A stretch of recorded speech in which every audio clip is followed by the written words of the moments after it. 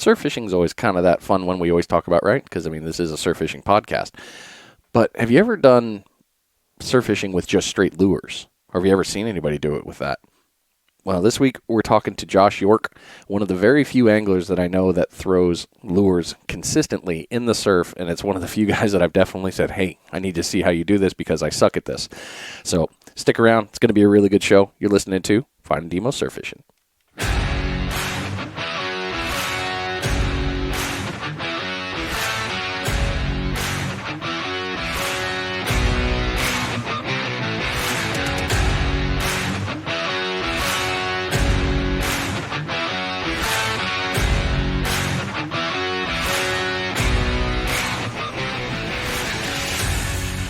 Oh, yeah, it's going to be another good one this week. Welcome back, everybody. This week, like I said, we're talking to Josh York. He's going to be on YouTube. You're going to find him at Not Your Average Catch, and that's not with a K, K-N-O-T, Your Average Catch with a K, K-A-T-C-H. And then you're going to be able to reach out to him at Gmail. It's going to be kayak, K-Y-A-K, .josh@gmail.com.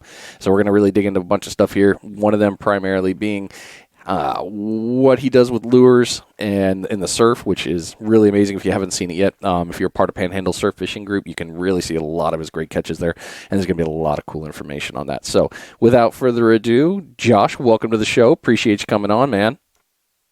Hey, thanks for having me, Brian. Yeah, you're a busy man, so I appreciate any 10 minutes I can get with you, and I will happily take what I can. So we're going to pound into this because I know you're busy. I know you got to get back to work. So let's dive right in. You're going to be doing YouTube real soon. You're just getting started. Is that correct? I am. Yeah, I was able to secure my domain name and my Google domain through YouTube and both Gmail and on Google. Went ahead and got the GoPros, and I've just been putting as much footage together as I can. I'd like to have, like anybody, I'd like to have a few months backlogged before I go ahead and launch. And then, all of a sudden the holidays came up, and, I'm a bartender as well by trade. So yeah, it's a busy time right now. So I'm just trying to get to the point where I can comfortably launch the YouTube channel and still be able to consistently get out and put out new videos on a hopefully 2 to 3 day a week basis to start, and then just go from there. Yeah, man, and it's going to be good because, like I've alluded to, and the primary focus, I've seen you do some crazy things in the surf from your posts. We've unfortunately not fished together. We've seen each other just recently. Thankfully, I was glad to see you. I was like, oh, cool. It's good to see your face. Yeah, absolutely. But it was, I'm looking forward to going out there. And then the things that I've seen you post and I've heard from other anglers talking about how you walk in the surf and cast and still just crushing fish with lures is something that I find amazing, because it's not something you see it on a normal basis, kind of with a lot of the surf fishermen. You got the occasional throw of one or two, but more often than not, it's set rigs. So this is going to be fun. So let's back it up. Let's go into the history a little bit. What got you into surf fishing? Well, I've spent the last 10 years in Key West, and there's not any surf fishing down there. It's you're out in the flats, you're by kayak, you're by boat, you're getting into that deep water or real skinny water, depending on which side of the islands you're on. And I moved up to this area, and I'd never really done much surf fishing, and I just started experimenting and watching other YouTubers out there. I'll throw some names out there like Bama Beach Bum and Angler Up with Brant and Bearded Brad, and some of these guys that like to go out and throw these lures, and that's throwing lures is my thing. I just, it's the ease of being able to walk out on the beach with one pole, a few lures in my backpack, and be able to just walk and watch the beach, and instead of dragging out my whole cart with set rigs and 100 pounds of gear. It's more about the freedom to me. to be able to cover a lot of water and look for those blow ups and watching the birds and just different rips and things like that. And I think that's the biggest thing is the freedom. That's awesome, man. You've also told me something that I find amazing because you, when you walk out there, you're not just going out straight out. You've told me before, it's routine for you to walk in the mile distance in the water down the shore. Is that correct? Oh, absolutely. Yeah, sometimes more. I mean, I spend most of the day in the water, granted, weather permitting. Right. Right now, it is getting a bit cold for me. Yeah, that'll get you really on the. No, I'm good. Yeah, but I really enjoy getting out and walking the first sandbar. It allows me, because I do have my tackle on my backpack, and then I can cast both sides. I mean, if I see something in the trough, I can cast at it. If I see something schooling just beyond the first bar in between, before the second, I can cast on that with no worries. And I like to fish smaller gear. I throw a 7.6 St. Croix with a 4500, and I catch monster fish on this smaller gear, but able to throw on either side. And ladies and gentlemen, when you're hearing him say monster fish, what was the big one you caught this year? What was the biggest? Because I know I've seen it, but I don't want to say it. What was the biggest you got this year? The biggest this year was 42-inch red. Monster too. It was beautiful. Lots, quite a few of them, definitely over the 30 mark. I did have one day where I hit 31, 37, and 42 in 3 casts, which was a fantastic day. So were you sight casting those? I never did get to ask you that. I was not sight casting. I go out, my favorite time of day is I go out under the cover of dark and start fishing right as the sun is coming up. And I'll walk these channels, to the sandbar. I'll avoid the stingrays and sharks and whatnot. But once I'm out there, I'm in that skinny water. A lot of times it's 4 or 5 inches, but I'm casting on both sides, and it's one of the greatest things in the world is watching one of these great big reds come directly towards you and tear up a topwater bait. It's a spectacular feeling. Oh man, it's got to be a rush seeing that splash and then the bend. You're like, oh yeah, here we go. Man. Yep. Then the biggest thing is getting them to you before the tax man does. And I honestly thought that you were always sight casting. I never realized that you weren't always doing that. That's a really cool sign. I do some. I do some. I'm not going to say I'm not looking for them. Right. But most of the time that I'm starting my casting, it's still dark enough that I'm throwing these topwater, either poppers, or I'm throwing a spook, or I'm throwing I throw a lot of big lures. I tend to go overboard when it's still dark out, and then I'll ease up from there. Once the bite's done, I'll switch over to something else. Yeah. But, so the big ones are kind of the big poppers and things like that are kind of a really good tool for what you're doing. That's more of your preference tool. Is that right? They make a lot of noise. They, especially if they've got a couple rattles in them. And, I grew up bass fishing, and, my go-to baits up there in southern Indiana were fishing bass with hula poppers and jitterbugs. Okay. So I'm kind of mimicking these same techniques down here, It makes sense. I mean, one of the big things I always say in every episode is always, hey, you're going to take something that you've learned before and you're going to incorporate it into this, and it sounds like exactly what you did, and it's really working out quite well for you. So I don't see how, I never really thought to do it that way.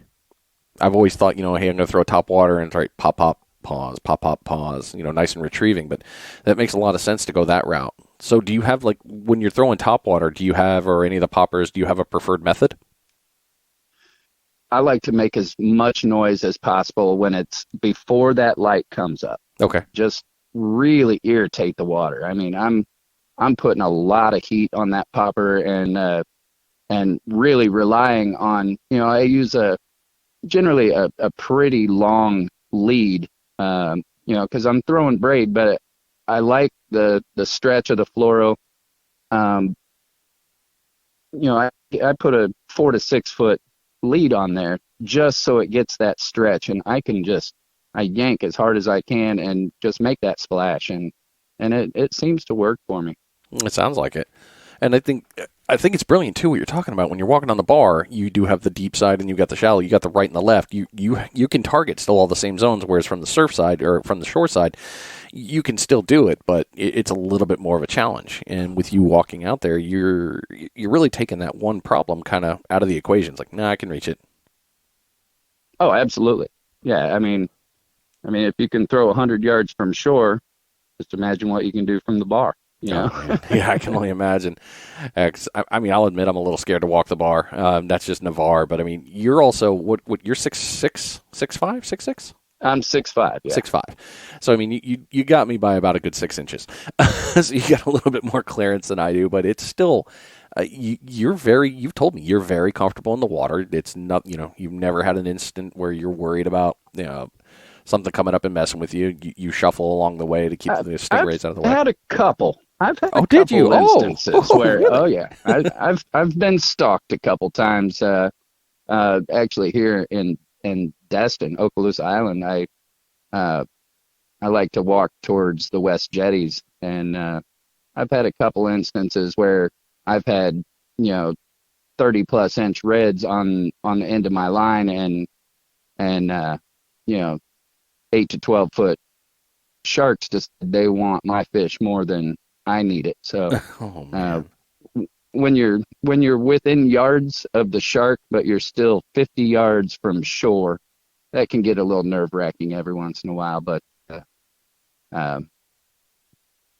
for the most part, they're not there for me. They're there for the fish. So I'm all over here looking at my wall, and I'm all like, no. On the land, I'm the apex predator. In the water, I'm somebody's lunch. But dude, I'm sure that was intense. I mean, that's a hell of a rush right there. I can only imagine. Oh, it is, absolutely. It just makes it more fun. There you go. So let's talk about some of the future stuff. I mean, you've really given some good info for us, definitely to utilize.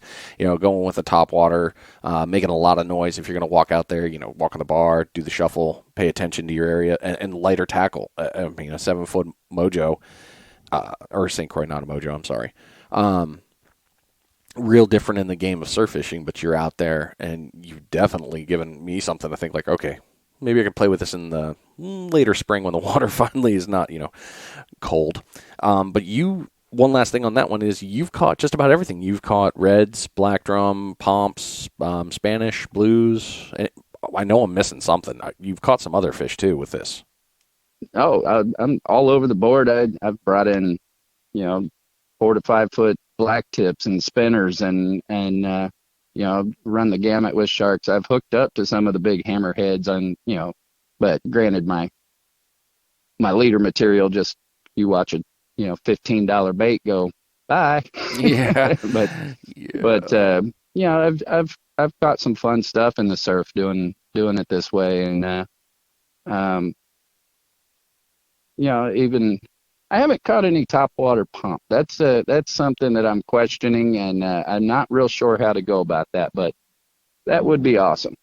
That would be cool. I mean, I'd love to see how you do it, because I know that a lot of times the pomp ones for lures, I'm always hearing the goofy jigs, pouncing them off the bottom and pulling them in that way. And I know topwater is really cool for a lot of the other species, but I'm going to have to reach out to some people and ask, hey, have you ever caught a pomp on a topwater, and see what they've come up with. That'd be kind of fun to find out. I do know a couple of guys that have done it with fly rod. So, I mean, it can be done. I've just got to figure it out with the spinning tackle. So. A fly rod, man. Fly fishing's a whole new gambit that I never thought you could do in the surf. I always thought that just, the salmon thing in the backwater, but I'm seeing it more and more on the beach. I'm seeing more people go out with fly rods. Yep, absolutely. Is that something you might try to do soon? I am not a fly fisherman. I have owned fly rods. We'll put it that way. I have owned them and then disowned them. How quickly the turn. Yep. I get that. All right. So the cool thing, you're about to be starting up. You're going to be starting your own guide service and charter. And dude, that's Yes, sir. awesome. I think it's great. I'm very excited for you on this, very much so, because I know how good you are at fishing. So a lot of people are going to be hooked up. What made you want to take that step, though? Well, I fish, a lot of times 5, 6 days a week. I mean, I moved up to this area, and it's a unique area where you have bay fishing.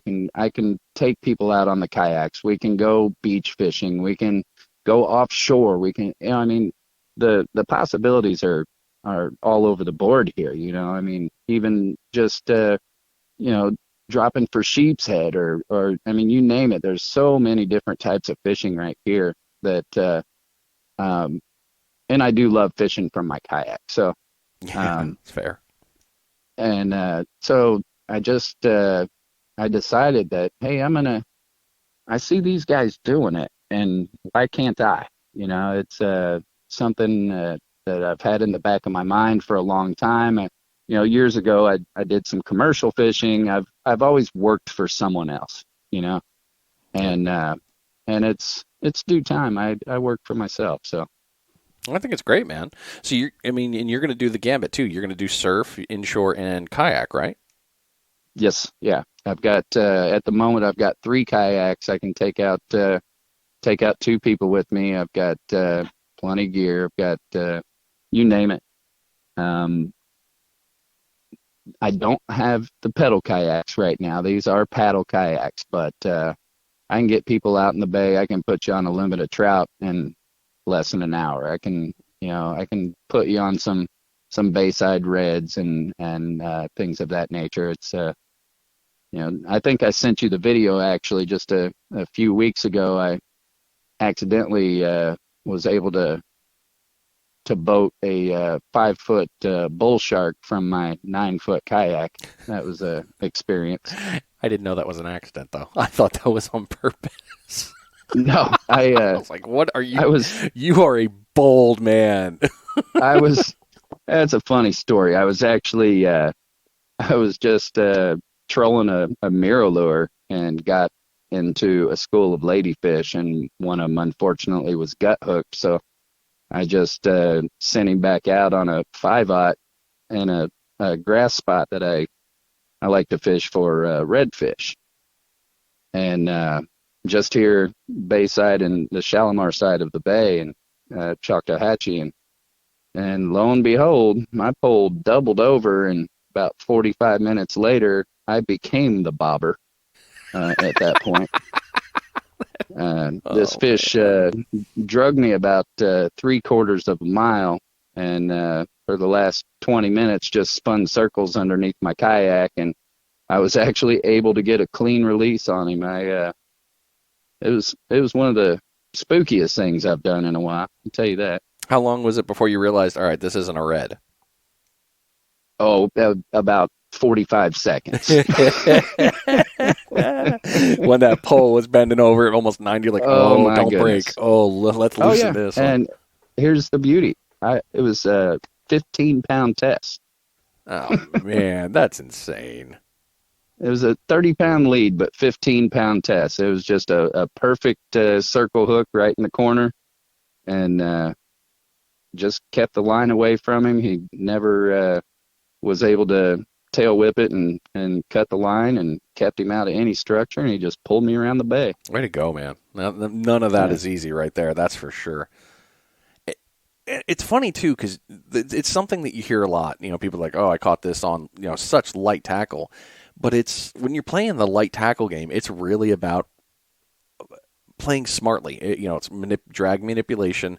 All right, you're going to run. Go ahead, run. I got you. I can control this. Yeah, absolutely. There were a couple times where I just released the bail. I didn't even play the drag game. I just let him go for a minute. Wow. I've never done that. I've never even thought to open a bail like, all right, go for it. I'll catch you. Yeah. I'll catch up to you, I guess. And you did with 15-pound Yep. test. Yeah, it was pretty impressive. I think I sent you multiple of the videos. There are quite a few. I was, not only holding him, but trying to record with my phone at this point. I didn't even have my GoPro with me. And I just kind of talked him in, I guess. Fish whispered him, I guess. I'll buy that. Hey, I honestly believe you do have a little bit of fish whispering power because, yeah, like I said, you routinely bring in really impressive fish, and it's in just a way that I never would have expected. It's like, man, the guy's out there walking for a mile, and he's just crushing fish on the left and right side. Because I mean, I see plenty of people doing the long walk down the beach, just throwing in, they're sight casting, they're nailing pompano and other fish like that, but you being out on the bar, I think you're the only person I've really ever talked to that's really done it that way. Normally everybody's on the sand. Yeah, I guess See, so. I've never understood that side of it. Why doesn't everybody else go out there? I mean, for me, I'll admit it. I'm scared, but I shouldn't be. I mean, it's just water. But yeah, you've definitely shown me that especially on a real clear day where you can see stuff. There's really nothing to it. It's just, all right, I'm going for a walk and I'm just going to fish. I mean, Correct. I think the hardest part in my brain, and this is the part of the puzzle that I can never put together, is, it's easy on the surf when you get them up on the sand, you can grab them, lift them, unhook, and you're like, hey, cool, all right, and then the nice gentle release out into the water. Go back, we'll catch you next time. But when you're out there, I mean, you're still in, knee deep, waist deep water.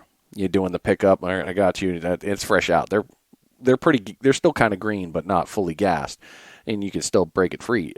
Is it kind of like that when you're out there, or how does that work for you? A little bit. You almost get a little bit of an advantage because if you're bringing them in from shore, you are having to fight not only the first bar usually, but you're also having to fight the wave break coming up towards the beach. Yeah. If you're already out there on that first bar, you're just bringing them right up to you. If you're in shin to knee deep water, or even waist deep water, and it's a bigger fish, I will start backing it up. If it's a bigger fish, I'll start backing up towards the beach as I'm pulling them in. Right. Down through the trough, and then I'm able to wear them out a little bit more as I'm fighting the fish, and backing up at the same time. And that gives you a little bit of freedom to fight the fish a little bit longer, which in turn, obviously wears them out. So once you've got them to the beach, you're there. I mean, the game's over at that point. Right. So Okay.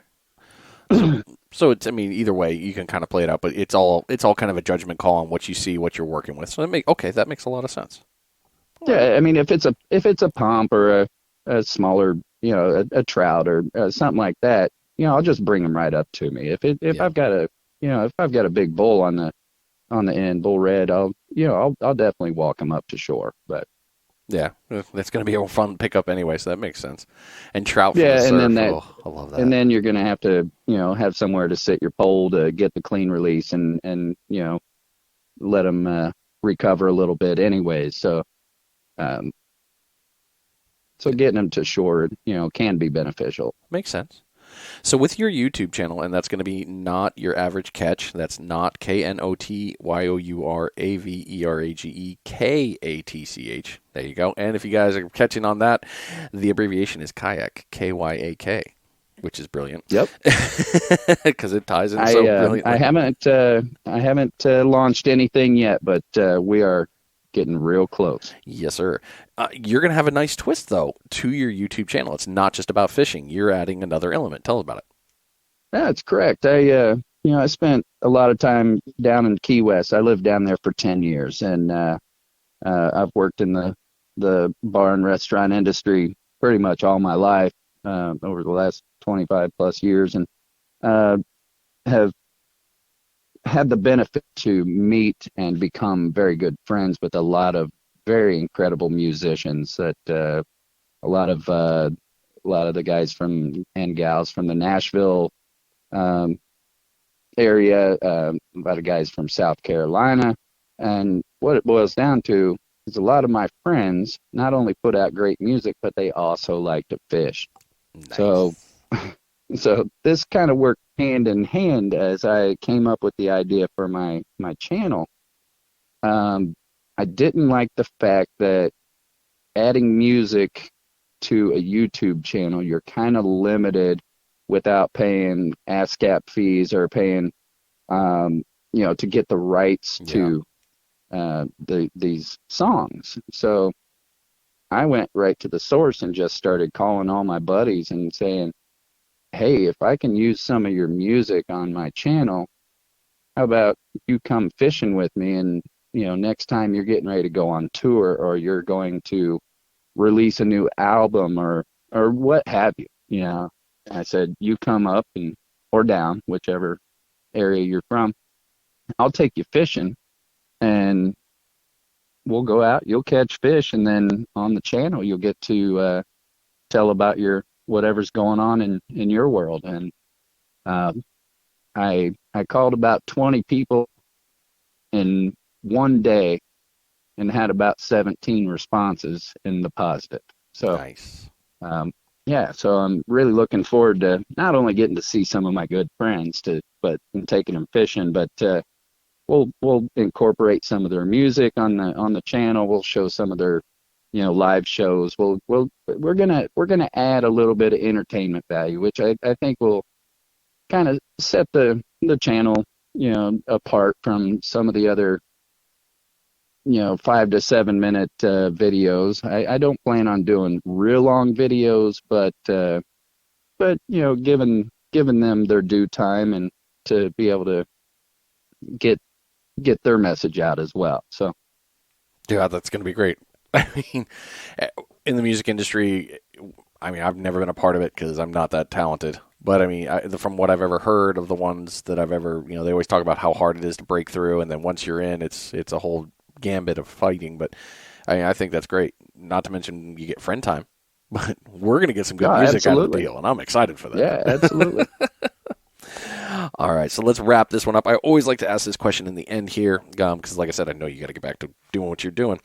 When it comes to new anglers, especially coming down here in that zone, what do you wish a new angler would know before actually starting to fish here?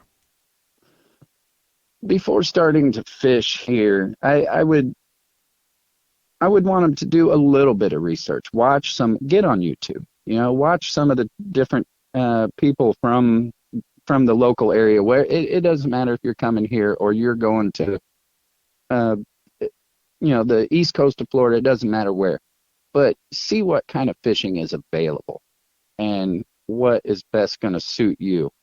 I mean, I hate to say it, but if you can't swim, you probably shouldn't be out kayak fishing. I mean, Yeah, that's fair. it just, find something that's going to suit you. If you want a family outing, a beach trip is going to be great. If you got kids, let's do that. If you're comfortable in the water and you're comfortable on a kayak, let's go do that. If you've got experience with a specific type of fish, let's go do that. Just do a little bit of research and always have your go ahead and get your fishing license before we get to the fishing spot. Yeah. I like to put that one out there. Yeah, FWC doesn't like it when you fish without a license. Well, Correct. And then fair. and you're going to be interrupting your own charter or your guide service by me having to walk you through online getting your license. I mean, it's just eating up time. Go ahead and get that out of the way, before we go out. That makes absolute sense. And for your services, you're going to be taking care of the Destin, Fort Walton Beach, Okaloosa Island area. Is that correct? Correct. Yeah. Right. And then on kayaks, we can do the bay. I don't mind traveling a little bit. I like. I mean, this is a big bay. It is. We can go all over the place. So, just depends on what kind of fishing you want to do. We can make something happen. That's outstanding. Josh, thank you so much, man. I really appreciate your time and the knowledge you gave out today. I mean, just it was perfect. Thank you so much. I really do appreciate it. I can't wait to see you, man. I know I'm going to come over there, and I'll get out there and finally fish with you, and I'll man up and I'll walk the water. And next time I'm in Navarre, I'm definitely going to hit you up. Like I said, I was there the other day, but I was with a group that had already paid me. So yeah, that kind of takes priority there. But yeah, man, call me up anytime. All right, Josh. Well, I'll let you get back to work there, and we'll be talking soon. I appreciate you. Do good. All right. Thank you very much. Yes, sir. All right, ladies and gentlemen. That was Josh. He, like I said, you can get him on Gmail at kayak.josh@gmail.com. That's KYAK. And on YouTube, it's Not Your Average Catch. Lots of good information in here, so stay tuned for next week. We're going to have some more great information for you. It's all about knowledge and making things better. That's all we really want for you. So like, subscribe, share this with somebody, because it's going to help someone become a better angler. It absolutely will. Appreciate you. Looking forward to talking to you next time. You've been listening to Finding Demo Surf Fishing. We'll see you.